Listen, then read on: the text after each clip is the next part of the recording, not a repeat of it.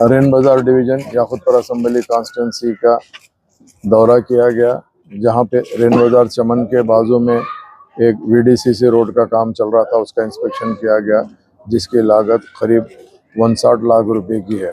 इसके अलावा SRT colony community hall के अंदर नया जिम इक्विपमेंट डाला गया है, उसका भी इंस्पेक्शन किया गया है। इंशाल्लाह बहुत जल्दी उस जिम का इनाग्रेशन रखा जाएगा।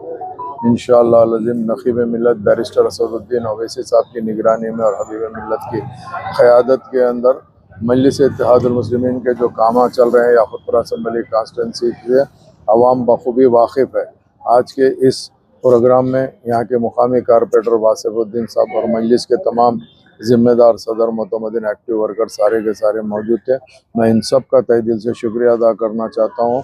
इन लोग के सपोर्ट से, कोऑपरेशन से जो जमात के ज़िम्मेदार है, बस्ती के लोग हैं, उनकी तरफ से कामों में काफ़ी सहूलत हो रही है। क्योंकि जब कभी भी कोई काम चालू होता है तो कुछ दिन के लिए आवाम को वहाँ की तकलीफ़ का सामना करना पड़ता है, मगर आवाम का सपोर्ट रहने की तरफ से काम तेज़ी से आगे बढ़ रहे हैं।